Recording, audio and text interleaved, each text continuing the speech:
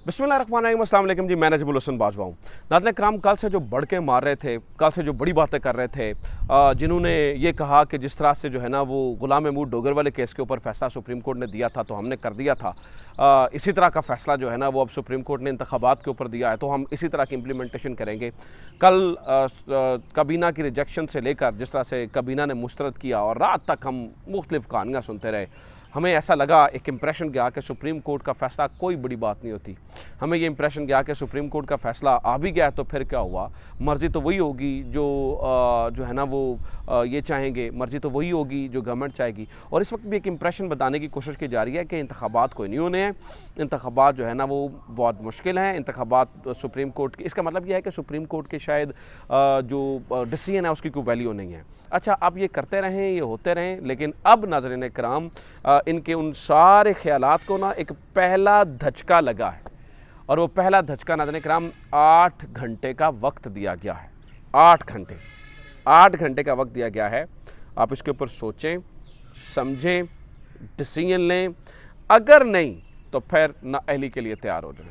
और उसमें सिर्फ चाचू जो मरीम नवाज साहबा के चचा हैं शहबाज शरीफ, सिर्फ वो इसमें शामिल नहीं हैं, बल्कि नाज़रीन कराम तफसील मंगवा ली गई है कि काबीना मीटिंग के अंदर कौन कौन मौजूद था। सिर्फ एक बंदा नहीं, सिर्फ शहबाज शरीफ साहब नहीं, पूरी काबीना नाअहल होगी। फिर सिर्फ काबीना की नाअहली नहीं, बल्कि 3 साल कैद भी, 3 साल कैद, काबीना की नाअहली, काबीना हुकूमत की का ख़ात्मा, ये सारी चीज़ें जो हैं वो नाज़रीन कराम इस वक्त जो है ना ऑन द टेबल हैं। सिर्फ 8 घंटे का वक्त दिया गया है। ये किसकी जानिब से दिया गया है और ये क्यों दिया गया है, इसके ऊपर तफसीली बात करनी है। ये भी मैं आपको बता दूं कि चीफ जस्टिस बंदयाल के पास आर्टिकल 204 का ऑप्शन मौजूद है कल से जो बातें कर रहे हैं। पहले ज़रा सबसे पहले ना इसी के ऊपर जो है ना वो बात कर लेते हैं कि ये 8 घंटे का वक्त क्या है। इसको बताने से पहले भी ना मैं एक चीज़ बताऊँ, ये 8 घंटे का वक्त और ये सारी चीज़ें बताने से पहले नाज़रीन कराम, जिस तरह से ये सारी चीज़ें हो रही हैं ना कि सुप्रीम कोर्ट के हुक्म को जिस तरह से जो बोल रहे हैं इरफान कादिर बोल रहे हैं और जिस तरह से कल से जो है ना वो उड़ रहा है, सुप्रीम कोर्ट के हुक्म का मजाक उड़ रहा है, ये कभी पाकिस्तान में हुआ नहीं है। एक चीज़ देखनी है, इसके लिए मुझे ना वो सामरी जादूगर वाली और वो उमरो यार की ना पुरानी कहानी याद आ गई। उमरो यार की एक किताब होती थी, उसमें हमने एक पुरानी कहानी पढ़ी थी। उसमें एक शहज़ादा असद होता था। शहज़ादा असद का मुकाबला था एक विरता हैरत जादूगरनी होती थी, उसका नाम होता था विरता हैरत। आपने भी शायद वो बचपन में वो पढ़ी हो। उसके पास वो इतनी जादू की शक्तियाँ होती थी, इतनी जादू की ताकतें होती थी कि वो किसी से मरती नहीं थी। वो उसके ऊपर हर चीज़ जो है ना वो बस होती थी। सिर्फ एक सामरी का तीर जो है ना वो उसको मार सकता था। तो उसका मुकाबला हो गया शहज़ादा असद के साथ। मैं पुरानी कहानी आपको सुना रहा हूँ, वो जो बचपन में हम कहानियाँ पढ़ते थे। तो विरता जिसको जो किसी से नहीं डरती थी, जब उसका असद से मुकाबला हुआ तो असद जिस कॉन्फिडेंस के साथ मैदान में उतरा ना, तो विरता को पड़ गई। उसने अपने तमाम लोगों को बुला के पूछा कि ये असद कोई जादूगर नहीं है, असद के पास कोई ताकत नहीं है, ये शहज़ादा असद, लेकिन ये जिस कॉन्फिडेंस के साथ उतरा है ना, जाओ देख के आओ कहीं इसके पास वो सामरी का तीर तो नहीं है जिससे मैं मर सकती हूँ। यानी कि सामरी का तीर ही सिर्फ उसे मार सकता था। तो बाद में पता चला जी हाँ, वो उसका कॉन्फिडेंस बता रहा था कि उसके पास सामरी का तीर है। कुछ इसी तरह का जो सामरी के तीर है नाज़रीन कराम, कल से जो सुप्रीम कोर्ट के जो डिसीजन के ऊपर क्रिटिसाइज़ कर रहे हैं ना, उनके पास वही सामरी के तीर हैं। अदरवाइज़ जिनके अंदर कॉन्फिडेंस आया हुआ है ना सुप्रीम कोर्ट के डिसीजन को इस तरह से जो है ना वो उसका मजाक उड़ाने का, ये वही सामरी का तीर इनके पास है। ये वही सामरी के तीर की वजह से जो है ना वो उछल कूद रहे हैं। आप समझ रहे हैं कि मैं जिस सामरी के तीर की बात कर रहा हूँ, यानी कि इनको अंदर जो कॉन्फिडेंस है वो कोई वजह उसकी कुछ और है शायद, जिसकी वजह से जो है ना वो बहुत उछल कूद रहे हैं। उसकी जो भी वजूहात हों, लेकिन नाज़रीन कराम वो सामरी का तीर हो या ना हो, उसका फ़ायदा नहीं होना। उसकी वजह मैं आपको बताता हूँ।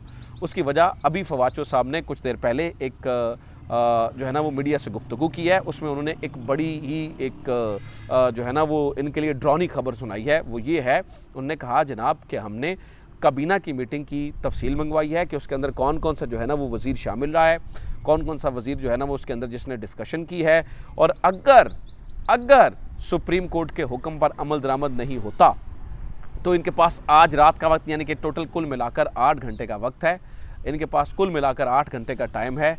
ये 8 घंटे हैं इनके पास। अगर ये सोच लें कि जो इन्होंने सुप्रीम कोर्ट को ये कहा है ना कि काबीना रिजेक्ट करती है, सुप्रीम कोर्ट का हुक्म ही रिजेक्ट करती है, ये आर्टिकल 63A के तहत इनके खिलाफ नाअहली का रेफरेंस दायर होने जा रहा है। और उस रेफरेंस को फॉर योर इन्फॉर्मेशन कि उसको तहरीक इंसाफ ने तैयार भी कर लिया है।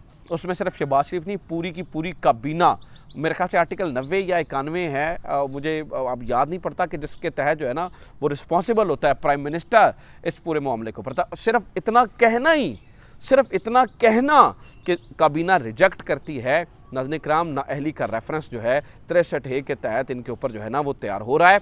और वो उस रेफरेंस के अंडर आप यूँ समझिए कि ना सिर्फ जो है ना वो ये इससे जाएंगे, नाअहली होगी और 3 साल कैद भी हो सकती है। अब बात यहाँ पर ख़त्म नहीं हुई है, चले वो रेफरेंस तो चलेगा सो चलेगा, वो चीज़ें तो जो होंगी सो होंगी।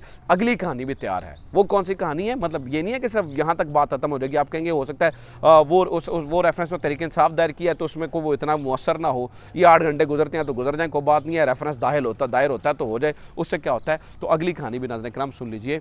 अगला मामला जो है वो उससे ज़रा थोड़ा सा संगीन है। बात थोड़ी सी जो है ना वो आगे बढ़ जाती है। 10 तारीख का टाइम दिया है कोर्ट ने, और कोर्ट ने कहा है कि रिपोर्ट जमा करवाइए आप, कि इलेक्शंस जो है उसके फंड्स के लिए जो है ना वो आपने रिपोर्ट देनी है। उसके लिए आपके पास जो है ना वो 10 दिन का टाइम है। ये 10 तारीख का टाइम है। वो जो ही 10 तारीख का सूरज डूबेगा, ठीक है, तो 11 तारीख को अगेन कंटेम्प्ट की जो है ना वो कार्रवाई शुरू हो जाएगी। कंटेम्प्ट जो है वो उसकी जो है ना वो कार्रवाई शुरू हो जाएगी, और वो फिर कंटेम्प्ट के अंदर जो है ना वो फिर इलेक्शन कमीशन भी रगड़ा जाएगा। लिहाजा और जो सेक्रेटरी जो है ना वो इदारे से मुराद पुलिस का महकमा है या जो है ना वो दाखिला का महकमा है, कोई भी जो है ना वो नहीं करेगा, तो फिर वो वहाँ पर जो है ना वो उनके खिलाफ जो है ना वो कार्रवाई हो सकती है। तो ये जो कह रहे हैं ना जस्टिस बंदयाल को शायद उन्होंने इतना लाइट ले लिया है कि कल से मरीम नवाज़ भी उन्हें बड़ा कुछ कही जा रही हैं, फलां भी, तो इन्हें अंदाज़ा नहीं है कि बात जो है ना वो जस्टिस बंदयाल के पास जो ताकत है वो लामहदूद है।